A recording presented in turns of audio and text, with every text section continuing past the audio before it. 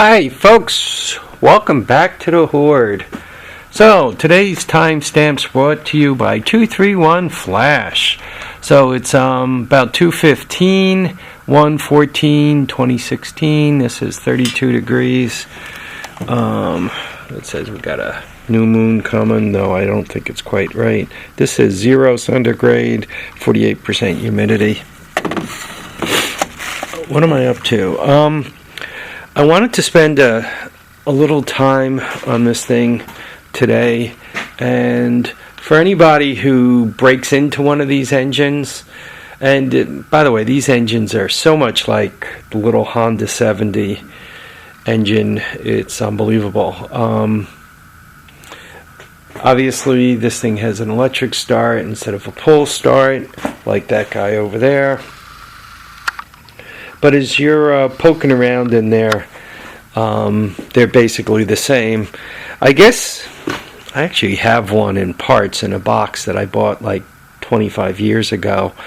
I should probably see how much the same they really are, right? I mean, are the pistons and the bore and the jug and all that stuff interchangeable? The pistons, the bore, and the head all interchangeable. Anyway, I did get the bore out of there, and I don't know how well I'm going to be able to show this to you. I cleaned it up the best I could. I haven't honed this yet, and quite honestly, I don't have a hone of the right size for this. I'm going to have to go buy one. But it came out pretty good, I think. I don't know, could you guys, I'm trying to get enough, you can kind of see more off the reflection. So anyway, as I'm playing around with this, right, obviously if I couldn't get this off without screwing the piston up, that would cause the engine to be dead. Obviously it came off, it cleaned up. I don't have any really deep pits in it. There is some slight pitting. If I run my fingernail up and down it, though, I can't really feel anything. So I'm hoping with a little honing and all, that'll clean up. What I'd like to show you guys here, and I don't know if it's going to focus and cooperate, but there really is quite a bit of ring left. I got the bottom two rings more or less freed.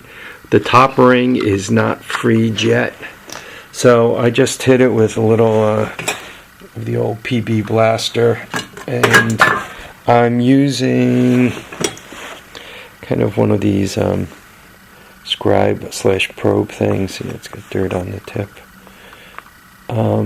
Oops. So I've been kind of using this to try to get the rings loose, right? Try not to scratch anything or cause any trouble. And to be honest with you, once again, I got 2 out of 3 loose. And not that I'm big on running these things with 2 out of 3 rings, but it's a kind of a crappy China engine, so if I have to, I will.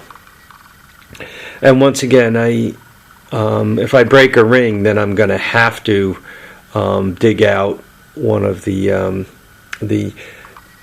ATC 70 engine that I have in pieces in a crate. Somebody took it apart before it got to me 25 years ago or so. Might be as long as almost 30 years ago. Wow, I've had that thing sitting around for a long time. Anyway, once again, I'm hoping that you guys could see that the rings are sticking out from the cylinder, which is a good sign. That means there's still some ring left, and there's still spring to them. This is what the head looks like, and I don't know. Here, let's get you into the light.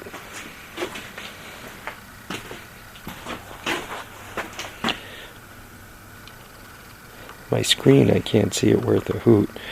I don't know. Could you guys see it?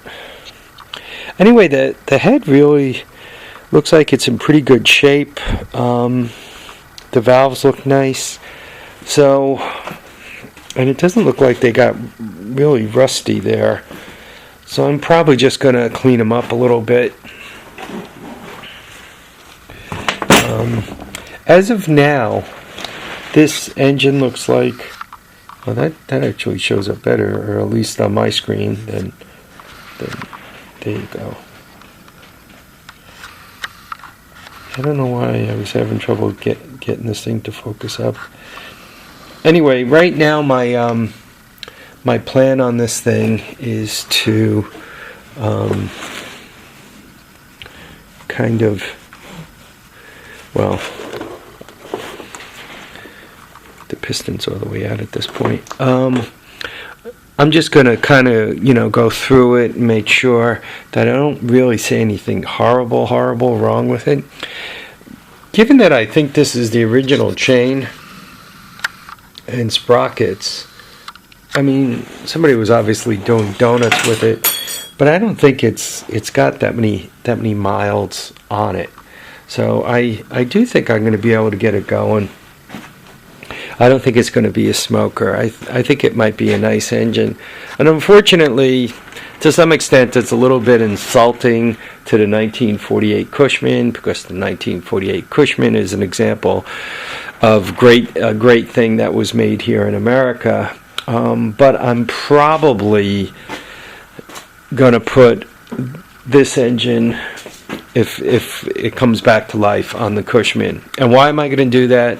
There's a few reasons. First of all, it's an automatic. Second of all, it's light. It weighs like nothing. I mean, this thing is like maybe 30 pounds, 40 pounds. Call it 45, 50 pounds when it's all put together. I mean, it's nice and light. I'm going to be able to, because of its being horizontal, I think it's going to slip right under the cowl. That won't be an issue. I'm probably going to end up having to go with the straight axle. I think it was Rex, or who was it? No, God, it sucks being senile. Guy in New Jersey there. You know who you are. You mentioned that the gearing will probably be no good. That's probably true. I didn't check the RPM on this thing, but typically they're and it's upside down, so I'm not going to be able to see it.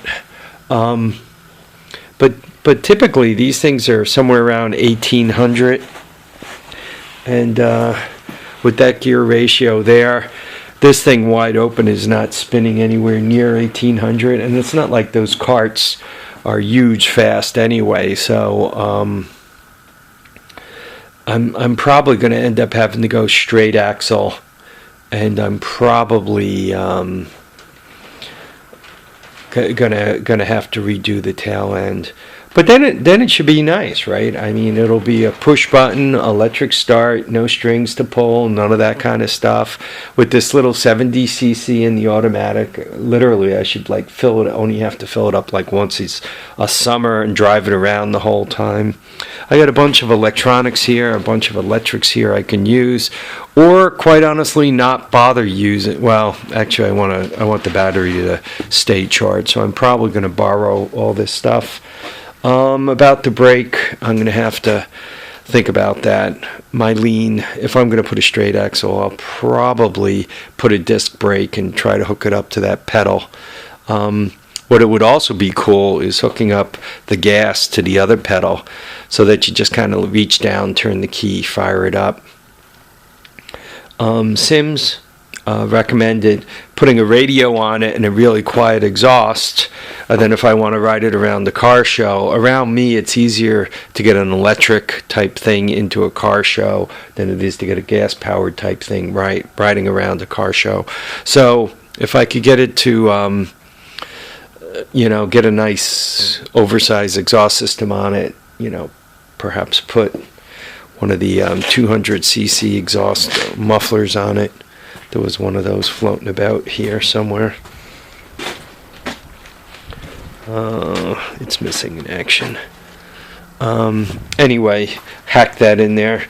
That should really quiet it down almost to silent right? Especially, he recommended putting a radio on there, which is a real good idea, because if you're playing the radio, they're not gonna hear anything, and then it'll be fun. It'll be pretty cool to drive right up and run about. So anyway, folks, yeah, this is about it. I'm gonna let those rings soak and try to get them loose. So I got to do that. I need to get the hone. I would like to hone that bore just a little bit to make sure it's as clean as possible. So if I do those two things, then what do I need to do? Then I just need to slam the whole thing back together again, and we'll see what kind of shape it's in. Obviously, I'll dump the oil, probably spray some stuff in there and swish it about, dump the oil. Make sure I got nothing bad in there, because after going through all this trouble, it would really, really suck to have water get in there and take out one of the bushings or take out the clutch or something. I'd really rather not have that happen. Now that this is taken apart, I think you guys could see how bad this is really bent. So, all right, folks, once again, I want to thank you all for watching and commenting and subscribing. Remember to keep your feet down, keep your head up, and folks, please get out there and enjoy all your days. You don't know how many you're going to get, so make sure you get out there and have some fun. Take care now.